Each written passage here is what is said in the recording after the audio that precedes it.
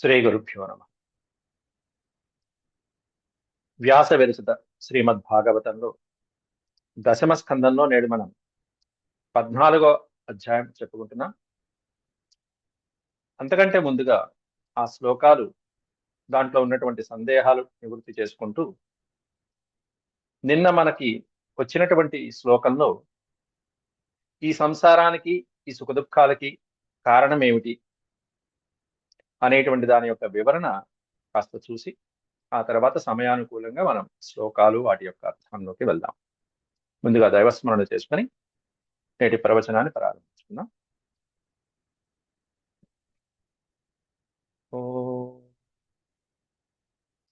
శుక్లాంబరధరం విష్ణుం శశివర్ణం చతుర్భుజం ప్రసన్నవదనం ధ్యాయేత్ సర్వవిఘ్నోపశాంతయే. వ్యాసం వసిష్ఠనప్తారం శక్తేః పౌత్రమకల్మషం పరాశరాత్మజం వందే సుఖతాతం తపోనిధిం.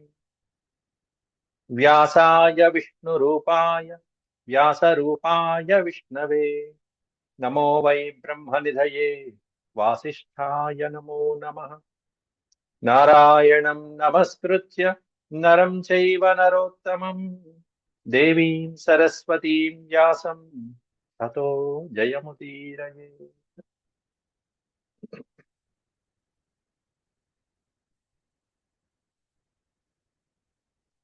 నిన్నటి రోజున బ్రహ్మగారు బాలకృష్ణుడిని అనేక రకాలుగా స్తోత్రం చేసుకుంటూ ఎన్నో వేలాది మంది గోపాలుని చూశారు. ఆ గోపాలులో అంతరంగంగా ఉన్నటువంటి విష్ణు స్వరూపాలని, అద్వితీయమైనటువంటి తేజస్సుతో ప్రకాశిస్తున్నటువంటి పరమాత్మ జ్యోతిని దర్శించాడు బ్రహ్మదేవుడు. చివరికి ఆ తేజస్సును కూడా చూడలేక, భరించలేక తాను అచేతనుడై పడిపోయినట్టుగా స్వామి పాదాల దగ్గర పడిపోతే, అప్పుడు స్వామి తన యొక్క మాయను ఉపసంహరించారు.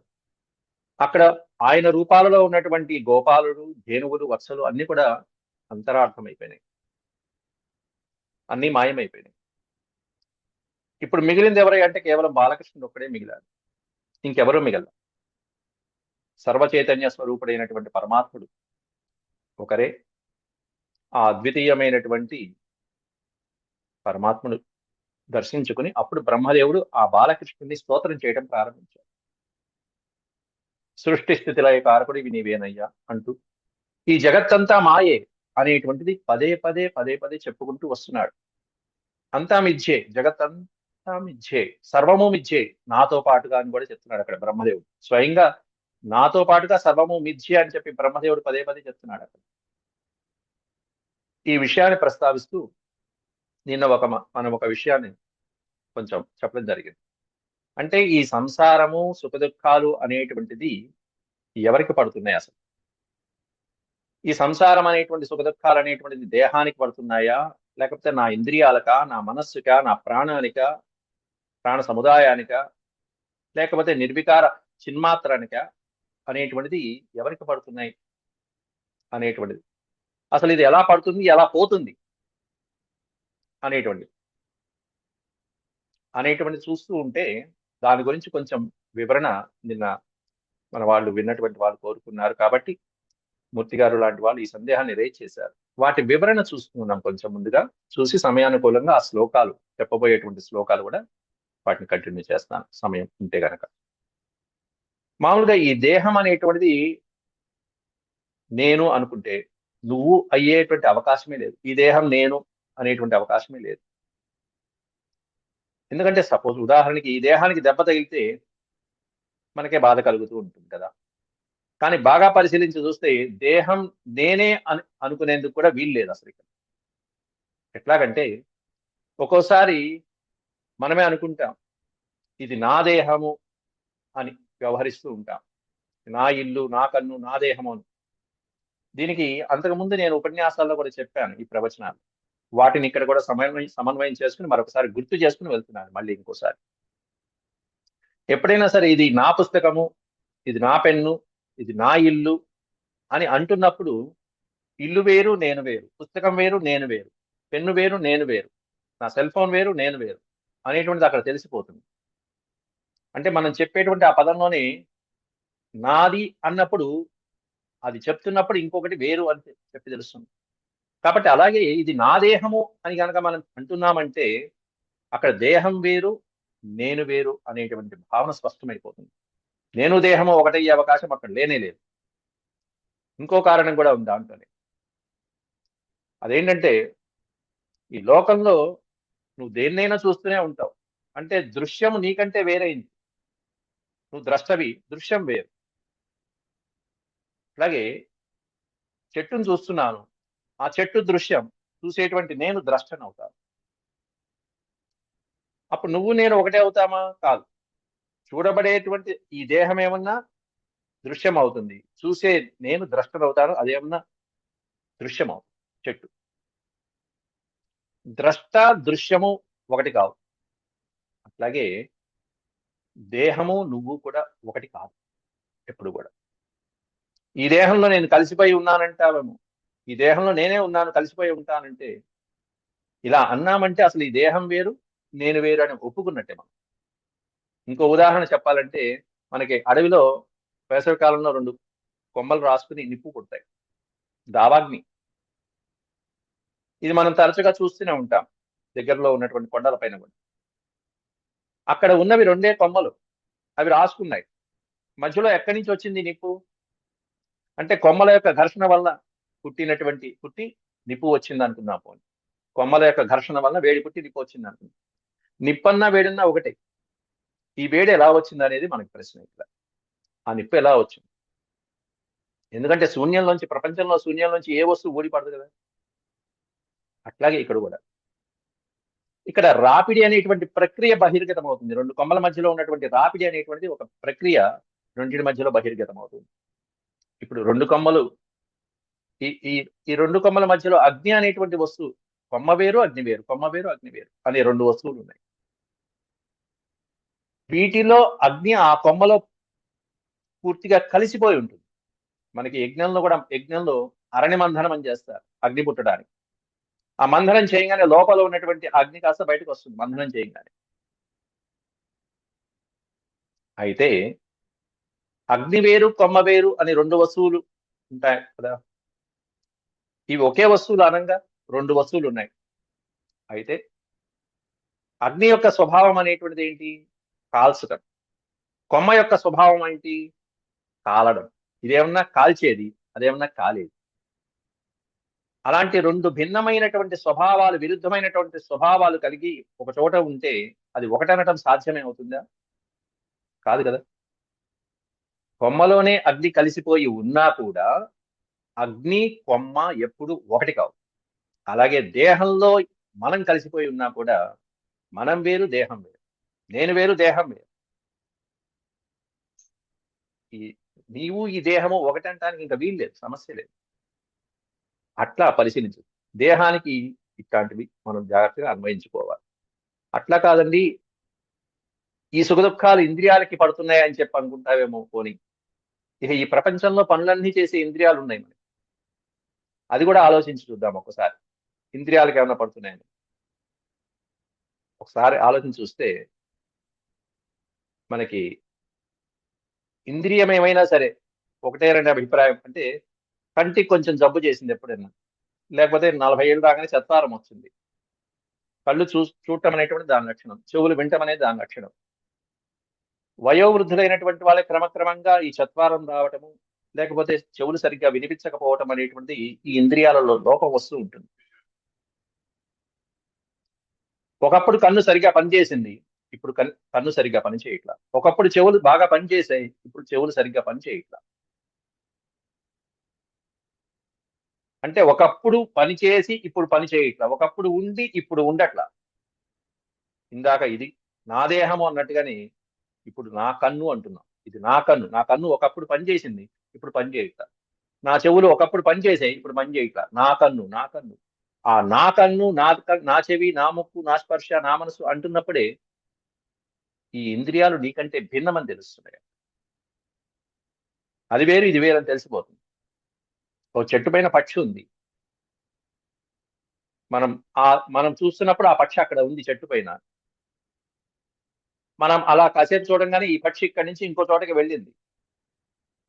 కాబట్టి ఈ పక్షి ఎక్కడి నుంచో వచ్చింది, ఇక్కడ వాలింది, ఇక్కడి నుంచి మళ్ళీ ఇంకో చోటకి వెళ్ళింది. రాక పోక, రాక పోక. అలా చూసామంటే ఆ పక్షి మనకంటే భిన్నమైందనే అర్థం కదండి. కాబట్టి మనం వేరు, పక్షి వేరు. అలాగే ఇంద్రియాలు అంతే.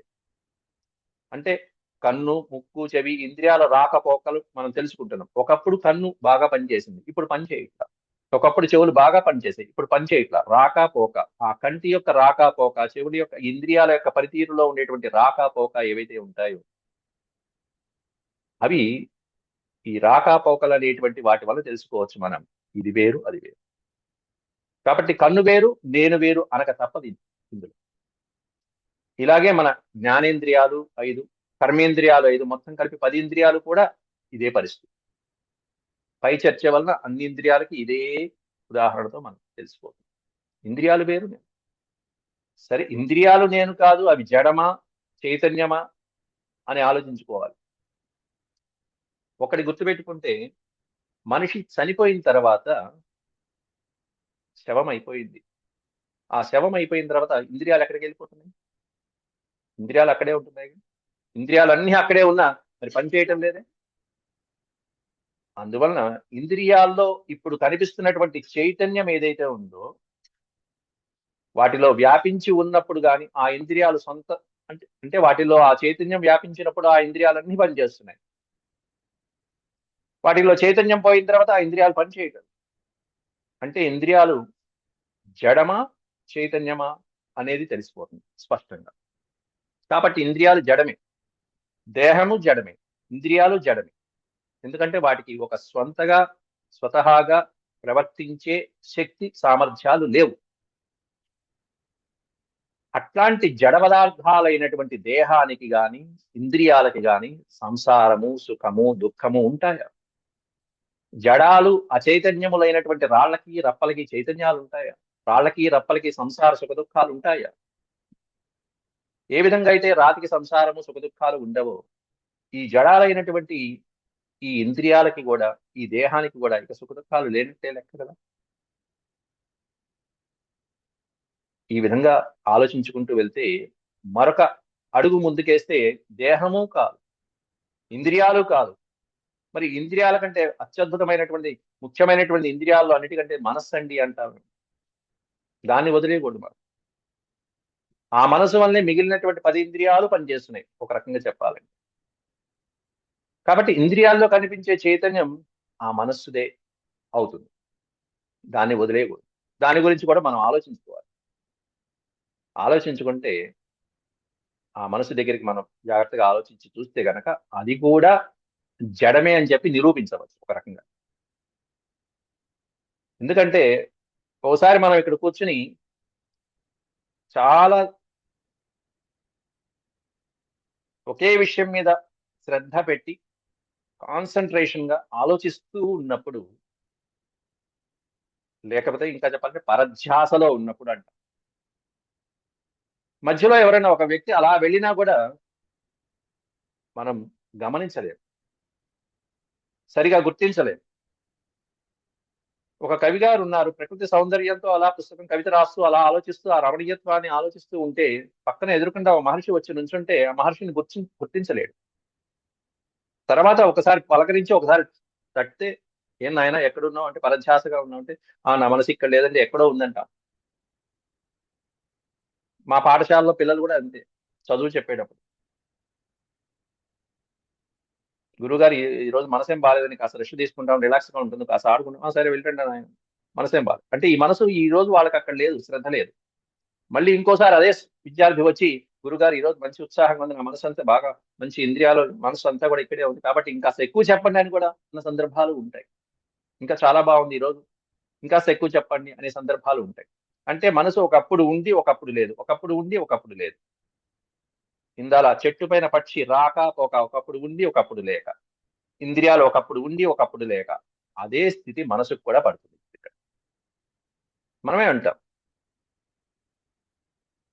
కాబట్టి మనసు మనసు కూడా ఒకప్పుడు ఉండి ఒకప్పుడు లేకుండా ఉన్నది అంటే ఆ మనసు కూడా జడమే అనేది ఖాయమైపోతుంది అక్కడ.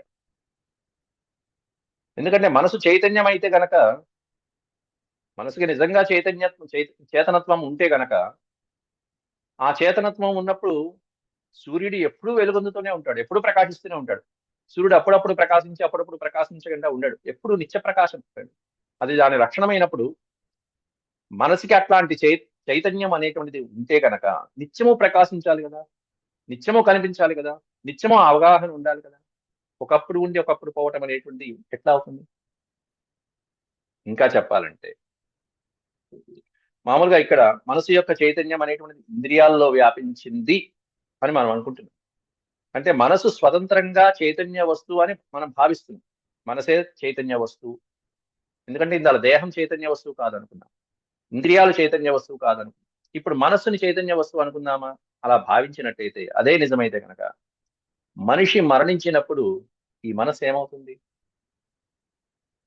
అంతదాకా ఎందుకసలు? మనం గాఢ నిద్రలో ఉన్నాం. మంచి నిద్రలో ఉన్నాం. ఏ స్వప్నాలు లేవు. స్వప్నావస్థలో లేవు. స్వప్నాలు గూడా లేనటువంటి గాఢ నిద్రావస్థలో ఈ మనస్సు ఏమైపోయింది? ఎక్కడ దాక్కుంది? అప్పుడు దేహం ఉన్నట్టే తెలీదు. ఇంద్రియాలు అసలు పోయినాయి. ఇప్పటిదాకా చైతన్యం అనుకున్నటువంటి మనస్సు యొక్క పరిస్థితి ఆ గాఢ నిద్రావస్థలో, సుషుప్తావస్థలో ఏమైంది? స్వప్నావస్థ కూడా కాదు. జాగృత అవస్థ కాదు. సుషుప్తావస్థలో ఈ మనసు పరిస్థితి ఏమైంది? జడమైపోలా అక్కడ? అట్లా ఆ సమయంలో అది ఆ మనస్సు స్తబ్దంగా, జడంగా పడిపోయి ఉంది గదా! కాబట్టి మనసు యొక్క స్వభావం చైతన్యమే అయితే గనక, అది కొంతసేపు స్తబ్దంగా ఉండటాన్ని, జడంగా ఉండటాన్ని మనం గమనిస్తున్నప్పుడు, జడత్వం జడత్వమే మనసు యొక్క స్వభావం అయితే, కాబట్టి అది చైతన్య స్వరూపం అని మనసుకి ఎలా ఆపాదిస్తాం మనం? కాబట్టి కాదు. కాబట్టి మనసు కూడా జడమే అనేటువంటిది నిర్ధారణ అయిపోతుంది. కాబట్టి అట్లాంటి జడ పదార్థానికి, అట్లాంటి జడ పదార్థానికి ఇంకా సంసారము, సుఖము, దుఃఖము అనేటువంటిది ఎలా వస్తాయి ఇంకా? ఉండవు కదా! ఇందాల చెప్పుకున్నట్టుగా రాయి రప్పలకి ఇట్లాంటి వాటికి సుఖ దుఃఖాలు ఉండవు కదా! మరి ఇది జడమే అయిపోయినప్పుడు మనసు కూడా జడమే అయిపోతే ఇంక సుఖ దుఃఖాలు ఏముంటాయి దీనికి? కాబట్టి సంసారం అనేది దేహానికి కాదు, అటు ఇంద్రియాలకి కాదు, ఇటు మనస్సుకి కాదు. ఇకపోతే పైన ఇంకోటి ఉంది దీనిపైన స్థాయిలో. ఏమిటి అంటే ప్రాణం అనేది. ఈ ప్రాణమే చైతన్యం అని మనం కొంతసేపు అనుకోవచ్చు. ప్రాణం ఉన్నంతసేపు మనిషి బతికే ఉన్నాడు అంటున్నాం. ప్రాణం ఉన్నంతసేపు నేనున్నాను అనే జ్ఞానం కూడా మనకుంటుంది, తెలుస్తుంది. ఆ భావన కూడా మనకి ప్రత్యక్షంగా కనిపిస్తుంది కూడా. ప్రాణం పోతే మనసు ఏం పనిచేయదు, ఇంద్రియాలు పనిచేయవు. కాబట్టి జడాలైపోయినటువంటివి ఈ దేహేంద్రియ మనస్సులతో పని చేయించే శక్తి ఎవరికుంది? ఒక ప్రాణానికి మాత్రమే ఉందని తెలిసిపోతుంది. కాబట్టి ప్రాణమే నేను, అదే చైతన్యం అని గనక మనం అనుకునేట్టయితే పప్పులో కాలేసినట్టే. ప్రాణమే చైతన్యం అనుకుంటే, ప్రాణం కూడా చైతన్యం కాదు. అంటే ప్రాణమే నేను, అదే చైతన్యం. బహుశా ఈ సంసారము, ఈ సుఖ దుఃఖాలు ఇందాల నుంచి అనుకుంటున్నటువంటి ఈ సుఖ దుఃఖాలన్నీ కూడా ప్రాణాన్ని అంటి పెట్టుకుని అలా ఉన్నాయేమో అని చెప్పి అనిపిస్తూ ఉండవచ్చు. కానీ ప్రాణమే నేను అనుకోవటం అనేటువంటిది యుక్తయుక్తంగా మనకి కనిపిస్తూ ఉంటుంది. కానీ ఇందాక చెప్పినట్టుగా ఇవన్నీ కూడా కుయుక్తులే ఒక రకంగా. నేను ఇప్పుడు ఇంకో కోణంలో ఆలోచించి మనం ఉదాహరణ చూపిస్తే, గాఢ నిద్రలో ఉన్నటువంటి సమయంలో మంచి గాఢ నిద్రలో ఉన్నాం. అప్పుడు ప్రాణం పనిచేస్తూనే ఉంటుంది కదండి. ప్రాణం పనిచేస్తుందా లేదా? చక్కగా పనిచేస్తూనే ఉంటుంది. నీకు ప్రాణం ఉంది. చెయ్యకపోతే అప్పుడు నిద్రా సమయంలో రక్త ప్రసరణ మొదలైనటువంటివన్నీ జరగవు కదా! కాబట్టి ప్రాణంతో ఉన్నప్పుడు, గాఢ నిద్రావస్థలో ఉన్నప్పుడు ఈ ప్రాణం పనిచేస్తూనే ఉంది. చేయకపోతే మిగతావేం పని చేయవు. కాబట్టి కనుక గాఢ నిద్రా సమయంలో ప్రాణం అనేటువంటిది బాగా పనిచేస్తుంది. ఈ ప్రాణమే చైతన్యం అని గనక మనం అనుకునేట్టయితే గనక, మరి ఈ చైతన్యం ఇంద్రియాలలో కూడా ప్రసరిస్తుందిగా. ఇంద్రియాల్లో ప్రసరించాలి. గాఢ నిద్రా సమయంలో నీ ప్రాణం అక్కడే ఉంటుంది, ఎక్కడికి పోదు. ఈ ఇంద్రియాలు అక్కడే ఉన్నాయి. ప్రాణము అక్కడే ఉంది. దేహము అక్కడే ఉంది. మరి ఈ ప్రాణ చైతన్యం ఆ ఇంద్రియాల్లోకి ఎందుకు ప్రసరించట్లా? ఇంద్రియాలు అక్కడే ఉంది, ప్రాణము అక్కడే ఉంది. నువ్వు అనుకుంటున్నటువంటి చైతన్యమే ప్రాణము అని మీరు అనుకున్నట్టయితే, ఈ చైతన్యం అనబడేటువంటి ప్రాణం అనేది ఇంద్రియాల్లోకి ప్రసరించాలి కదా, వెళ్ళాలి కదా. ఎందుకు వెళ్ళటం లేదు? కాబట్టి అంటే ఎందుకు చెప్తున్నావు అంటే, సూర్యుడు అక్కడే ఉన్నాడు, అద్దము అక్కడే ఉంది, రెండు అక్కడే ఉన్నాయి పక్క పక్కనే. అట్లాంటప్పుడు ఈ సూర్యుని యొక్క కిరణాలు అద్దంలో ప్రతిఫలించాలా లేదా? ఉదాహరణకి ఇంకా చెప్పాలంటే, రాజుగారి సింహాసనంలో కూర్చుని ఉన్నాడండి. ఉన్నప్పుడు భటులు, సేవకులు, సేనాధిపతులు, మంత్రులు వీళ్ళందరూ మీరు సింహాసనంలో కూర్చున్నారుగా, మేమందరం విశ్రాంతి తీసుకుంటామంటే ఊరుకుంటాడా రాజు?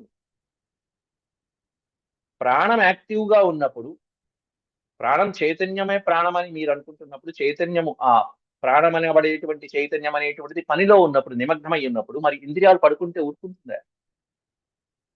కాబట్టి ప్రాణ చైతన్యము మనస్సుల్లోకి, ఇంద్రియాల్లోకి ప్రసరించడం అనేటువంటిది కుదరట్లా ఆ సమయంలో. మీరు గమనించండి. గాఢమైనటువంటి సుషుప్తావస్థలో ఉన్నప్పుడు మన ఇంద్రియాలు పనిచేయట్లా, మనసు పనిచేయట్లా, ప్రాణం మాత్రం వాయు సంచారం జరుగుతున్నది. ఈ వాయువే చైతన్యము, ఈ ప్రాణమే చైతన్యము, ఇదే బ్రహ్మాండమైనటువంటి చైతన్యం అనుకుంటే గనక, మరి ఈ చైతన్యము అనబడేటువంటి ప్రాణము అటు మనస్సులోకి, ఇంద్రియాల్లోకి ఎందుకు పెట్టాలి? వెళ్ళట్లేదు. కాబట్టి ఏం జరుగుతుంది అంటే, ఈ ఇంద్రియాలు ఒకప్పుడు చైతన్యంగా ఉంటున్నాయి, మరొకప్పుడు జడాలుగా ఉంటున్నాయి. ఇట్లాంటివన్నీ చూస్తే చైతన్యం అనేది ప్రాణానికి సంబంధించింది కూడా కానే కాదు. అది. కాబట్టి ఇవంతా జడత్వానికి సంబంధించినటువంటివి. ఈ చైతన్యం అనేది స్వతంత్రంగా దేని మీద ఆధారపడకుండా తనంతట తాను ప్రకాశిస్తూ అన్నిటికంటే సూక్ష్మంగా లోపలిగా ఉన్నది చైతన్యం. ఆ చైతన్యమే ప్రాణాల్లో ప్రసరిస్తే ప్రాణం పనిచేస్తుంది. ఆ చైతన్యమే మనసులోకి ప్రసరిస్తే అప్పుడు మనసు పనిచేస్తుంది. అదే చైతన్యం ఇంద్రియాల్లోకి ప్రసరిస్తే ఇంద్రియాలు పనిచేస్తున్నాయి. దేహము అంతే పరిస్థితి. ఈ చైతన్యం అనేటువంటిది. కాబట్టి చైతన్యం అనేటువంటిది ప్రాణం యొక్క స్వభావం కాదు. ప్రాణం యొక్క స్వభావం కాదు. కాబట్టి దీన్ని బట్టి తెలియదు ఏంటంటే, ప్రాణం కూడా జడమే. ఇది ఒక్కోసారి ఒప్పుకోవడానికి మనకు కొంచెం కష్టంగానే ఉంటుంది. కానీ ఈ పైన చెప్పుకున్నటువంటి కారణాల యొక్క పరంపర పరిశీలిస్తే ప్రాణం కూడా జడమే అని చెప్పి ఒప్పుకోక తప్పదు. మరి అట్లాంటప్పుడు జడానికి సంసారం ఉంటుందా? ఉండనే ఉండదు. పైన చెప్పినటువంటి ఉదాహరణానుసారంగా ఎక్కడ జడానికి ఎప్పుడు కూడా సుఖ దుఃఖాలు, సంసారము, భవబంధాలు అనేటువంటివి ఉండదు. కాబట్టి ఈ సంసారం అనేది దేహానికి కాదు, ఇంద్రియాలకి కాదు, మనసుకి కాదు, ప్రాణానికి కూడా కాదు. ఇక మిగిలింది ఏమిటి అంటే, అన్నిటికంటే సూక్ష్మంగా స్వతంత్రంగా ఉన్నదని చెప్పుకున్నాం ఇందాల మనం. ఆ చైతన్యం ఒక్కటే మిగిలింది. ఈ పాయింట్ దగ్గరికి రావాలి, ఈ విషయం దగ్గరికి రావాలి. అంటే ఈ సంసారం అనేటువంటిది ఉంటే ఇక చైతన్యానికి ఉండాలి, ఆ దానికి ఉండాలి. చైతన్యానికి సంసారం ఉంటుందా? అసలు సంసారం అంటే ఏంటి? సుఖ దుఃఖాలే కదా. సుఖ దుఃఖాలు అనేవి, సుఖము దుఃఖము అనేటువంటివి ఎప్పుడు వస్తాయండి? ఇదే నిన్న నిన్న పాయింట్ చెప్పింది, చైతన్యం కూడా కాదు అని చెప్పాను. ఈ సంసారం అనేటువంటిది సుఖ దుఃఖాలు. ఈ సుఖ దుఃఖాలు అనేవి ఎప్పుడు వస్తాయి మనకి? రెండు వస్తువులు, రెండు పదార్థాలు ఉంటే ఒకదాని వల్ల మరొక దానికి సుఖం గాని కష్టం గాని వస్తాయి ఎప్పుడు కూడా. మీరు ఆలోచించండి. ఏకమేవా అద్వితీయం బ్రహ్మ అంటే ఏమీ ఉండవు. ద్వయం ఉంటేనే సుఖ దుఃఖాలు ఎప్పుడు కూడా. ఒకదాని వల్ల సుఖం, మరొక దానికి కష్టము రావచ్చు. మనం చెప్పుకుంటున్నటువంటి ఇందాల చర్చ ప్రకారం ఈ శుద్ధ చైతన్యం అనేటువంటిది అదొక వస్తువు. చైతన్యం అనేది చైతన్యం వేరు, శుద్ధ చైతన్యం వేరండి. ఇప్పుడు నేను తీసుకువెళ్తున్న శుద్ధ చైతన్యం దగ్గరే తీసుకువెళ్తున్నా. ఎందుకంటే ఆ శుద్ధ చైతన్యమే శ్రీకృష్ణ పరమాత్ముడి యొక్క స్వభావం. బ్రహ్మదేవుడు ఇన్నాళ్ళు ఇన్ని శ్లోకాలలో కీర్తించింది ఆ శుద్ధ చైతన్యాన్ని, ఇప్పుడు మనం చెప్పుకోబోయేటువంటి చైతన్యాన్ని కాదు. అందువల్ల నిన్న చైతన్యం వరకే ఆపేశాను, శుద్ధ చైతన్యం దగ్గరికి రాలా. ఈ రోజు రాబోతున్నాను. కాబట్టి రెండు వస్తువులు వేరు. సుఖ దుఃఖాలు అనేటువంటిది రెండు వస్తువులు ఉంటేనే కలుగుతాయి. సంసారం అనేటువంటి దానికే వస్తుంది. ఈ శుద్ధ చైతన్యం అనేది ఒక వస్తువు. ఒక వస్తువు. ఏకమేవా ద్వితీయం బ్రహ్మ అన్నట్టుగా ఉన్నది ఒకటే అయితే దానికి సుఖ దుఃఖాలు ఎలా కలుగుతాయి? కలగటానికి ఆస్కారమే లేదు. అలా కాకుండా ఒకే ఇంట్లో గదికి వేరే వేరే దీపాలు ఉన్నట్టుగా, ఒక ఊళ్ళో ఇంటింటికి వేరే వేరే దీపాలు ఉన్నట్టుగా, చాలా దీపాలు ఉన్నట్టుగా స్వతంత్రమైనటువంటి అనేకమైనటువంటి చైతన్యాలు అనేకం ఉండవచ్చు. ఒక్క ఇంట్లోనే ఎన్ని చైతన్యాలు ఉన్నాయండి? నాలో ఒక చైతన్యం ఉంది, మా పిల్లల్లో అనేకమైనటువంటి చైతన్యాలు, ఒక్కొక్కళ్ళు ఒక్కో చైతన్యం ఉంది. అలాగే తల్లిదండ్రుల్లో ఒక్కో రకం చైతన్యాలు ఉన్నాయి. ఇది మన ఇంట్లో. అలా మన వీధుల్లో ఎంతమంది ఉన్నారు? ఎన్ని చైతన్యాలు ఉన్నాయి? ఎన్ని చైతన్యాలు ఉన్నాయి? అనేకమైనటువంటి చైతన్యాలు లేవు. మరి అటువంటి వ్యక్తుల్ని చూడంగానే ఈ చైతన్యము ఆ చైతన్యము ఎదురుపడినప్పుడు, ఇంకో చైతన్యంతో ఎదురుపడినప్పుడు ఒకే రకమైనటువంటి భావన కలుగుతున్నాయా, భిన్నమైనటువంటి భావాలు కలుగుతున్నాయా? గమనించండి ఒకసారి, చూడండి ఒకసారి. ఒక చైతన్యం ఇంకో చైతన్యంతో ఎదురుపడినప్పుడు మిత్రభావన కలుగుతుందా, శత్రుభావన కలుగుతుందా, రాగం కలుగుతుందా, ద్వేషం కలుగుతుందా, అభిమానం కలుగుతుందా? ఏం కలుగుతుంది? ఒకళ్ళని చూస్తే రాగం కలుగుతుంది, ఇంకోళ్ళని చూస్తే ద్వేషం కలుగుతుంది. మరి ఇది చైతన్య లక్షణమా? చెప్పండి కదా.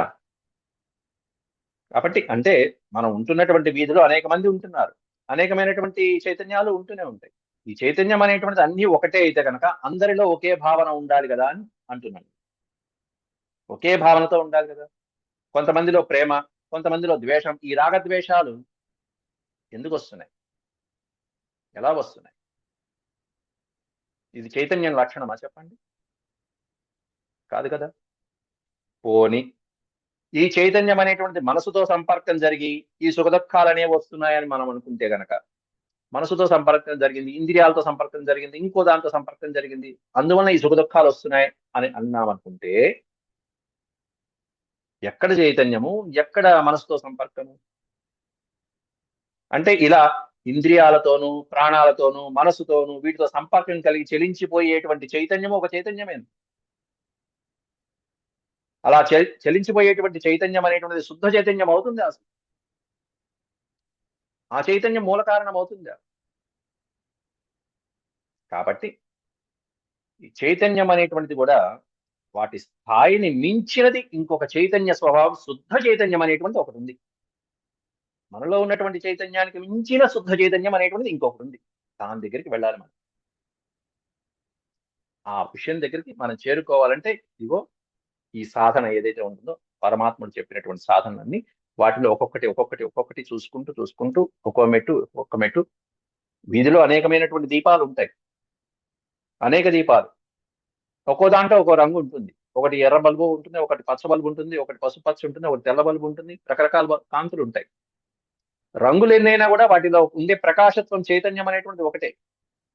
చైతన్యాలు భిన్నమైనా కూడా శుద్ధ చైతన్యం అనేటువంటి దానికి వెళ్ళాలి మనం. ఈ శుద్ధ చైతన్యం ఎప్పుడు వస్తుంది? ఇందాల మనం పూర్వ శ్లోకాల్లో కూడా బ్రహ్మదేవుడు కీర్తించింది అదే. అనేక మంది గోపాలకులు ఉన్నారు మొట్టమొదట.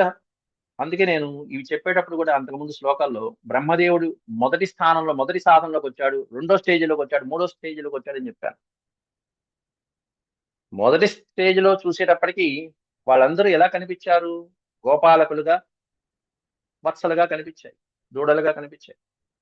రెండవ స్థాయికి వచ్చేటప్పటికి సాధకుడు నాలో ఏదో తప్పు జరిగింది, నేనేదో భ్రాంతి పడుతున్నాను అని చెప్పి పరమాత్ముడిని వేడుకోగానే మొట్టమొదటి, ఆ తర్వాత రెండో స్థానంలోకి వచ్చేటప్పటికి వాళ్ళందరిలో కల్లా పరమాత్ముడు కనిపించాడు. బ్రహ్మగారికి అందరిలో పరమాత్ముడు కనిపించాడు. ఎట్లా కనిపించాడు? ఎట్లాంటి తేజస్సుతో కనిపించాడు? ఎన్ని రకాల అత్యద్భుతమైనటువంటి మహావిష్ణు స్వరూపంతో ఎలా కనిపించాడు? ఇది సాధకుడిలో రెండో మెట్టు. అంటే ఆహా, చైతన్యాలు ఎన్ని రకాల చైతన్యాలు ఉన్నాయో, ఎంతమంది, అన్ని ప్రాణుల్లో సర్వాంతర్యామి అయినటువంటి పరమాత్ముడు ఉన్నాడని మనం అనుకుంటున్నాం. ఇది చైతన్య స్వభావం. దీన్ని మించిన శుద్ధ చైతన్యం ఇంకోటి రావాలి. అది మూడో స్టేజ్ స్థాయి. అది బ్రహ్మగారికి కనిపించింది. అప్పుడు మళ్ళీ వేడుకున్నాడు, స్వామి నా వల్ల కావట్లేదు, దయచేసి ఉపసంహరించవయ్యా అని చెప్పి కాళ్ళ వేళ్ళ పడితే స్వామి ఉపసంహరించేటప్పటికి మొత్తానికి మిగిలింది ఎవరే అంటే ఒక్కడే మిగిలాడు. ఏకమేవాద్వితీయం బ్రహ్మ. అది సాధకుడు, అది శుద్ధ చైతన్యం. చైతన్యం కూడా కాదు, శుద్ధ చైతన్యం అంటే అది. ఆ స్థాయికి వెళ్ళగలగాలి. అది ఇక్కడ చెప్తున్నారు. ఎందుకంటే సంసారం, సుఖ దుఃఖాలు అనేటువంటివి భ్రాంతి. ఇప్పుడు మనం ఇప్పటిదాకా చెప్పుకున్నటువంటివి, ఈ సుఖ దుఃఖాలు శరీరానికి పడుతున్నాయా, లేకపోతే ఇంద్రియాలకు పడుతున్నాయా, మనసుకు పడుతున్నాయా, ప్రాణానికి పడుతున్నాయా, చైతన్యానికి పడుతున్నాయా, ఇవన్నీ చూసాం. ఏదైనా ఆధారం అనేటువంటిది ఉంటే అవి పడతాయి. ఎందుకంటే వాటికి అవి పని చేయలేవు. ఇవన్నీ జడాలని తేలిపోయినాయి కదా. జడాలని తేలిపోయిన తర్వాత వీటిని కదిలించేటువంటిది ఏదైనా శక్తి ఉంటేనే, ఆధారం అనేటువంటిది ఉంటేనే ఇవి పనిచేస్తున్నాయి. ఇవి సత్యంగా కనిపిస్తున్నాయి. నా కళ్ళ ముందు ఇంత ప్రపంచం కనిపిస్తుందండి లేదంటారేంటి? ఇవన్నీ సత్యమే కదా, కనిపిస్తున్నాయి కదా, ఎదురుకుండా కనిపిస్తున్నాయి కదా, నేను అనుభవిస్తున్నా కదా అనుకుంటా. ఇప్పుడు తేలిపోలా ఇవన్నీ జడాలని చెప్పి, ఇవన్నీ మాయ అని తేలిపోవాలా? ఏదైనా ఆధారం ఉంటేనే ఇవి కదులుతున్నాయి అంతే, అంతకు మించి ఏం లేదు. ఆధారం లేకపోతే కదలు. ఆధారం ఉంటే మనం సత్యంగా భావిస్తున్నాం. ఆ సత్యమైనటువంటిది ఏంట? సత్యం అనేటువంటిది అంతా ఇప్పుడు ఏమని తెలియంది? మిథ్య మిథ్య మిథ్య మిథ్య అని తేలిపోయింది. అసత్యం అనేటువంటిదంతా అంటే ఏదైతే అసత్యము మన కంటికి కనిపిస్తున్నదో అసత్యాలని తేలిపోయినవన్నీ కూడా భ్రాంతిలే. ఈ భ్రాంతి అనేటువంటి దానికి సంసారమే ఉంటుంది.